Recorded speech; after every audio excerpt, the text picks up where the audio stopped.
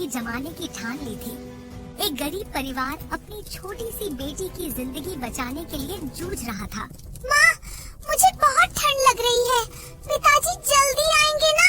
हाँ बेटा, तुम्हारे पिताजी अभी आएंगे। तुम चिंता मत करो, मैं तुम्हारी साथ हूँ। भगवान सब ठीक करेंगे। लाता गांव में, जहां जिंदगी पहले से ही कठोर थी, सर्दियों ने और भी बेरहम रूप ले लिया था। खेत सूखे पड़े थे, फसल खराब हो चुकी थी और मजदूरी के सारे दरवाजे बंद हो गए थे। गांव में अधिकतर घर मिट्टी के बने हुए थे, जिनमें ठंडी हवा बड़ी आसानी से घुस जाती थी। रामदीन के घर की हालत और भी बुरी थी।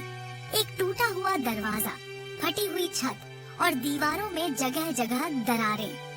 गौरी लकड़ी के चूल्हे पर मुश्किल से 2 रोटियां सेक रही थी। चूल्हा भी बस गिने चुने सूखे टहनियों पर जल रहा था।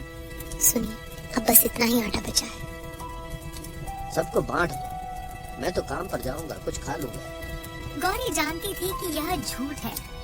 रामदीन को कई दिनों से कोई काम नहीं मिला था। उसने कुछ नहीं कहा, बस उस आटे को रोटियों में बदलने लगी। माँ, आज सब्जी नहीं बनेगी क्या? नहीं बेटा, आज रोटी ही खा लो, कल सब्जी जरूर बनेगी। पार्वती, जो एक कोने में बैठी थी, चुपचाप अपनी माँ को देख रही थी।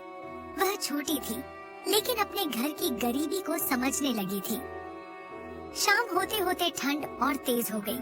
रामदीन ने दरवाजे के पास रखे आखिरी लकड़ी के टुकड़ों को देखा। गौरी, आग जला दो, बच्चों को ठंड लग रही है। गौरी ने लकड़ियों को चूल्हे में डाल दिया।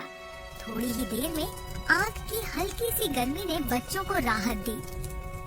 पिताजी, क्या इस ठंड के बाद गर्मी जल्दी आ जाएगी? हाँ बेटा। रामदीन ने जवाब दिया, लेकिन उसकी आवाज में कोई यकीन नहीं था। रात होते होते आग बुझने लगी।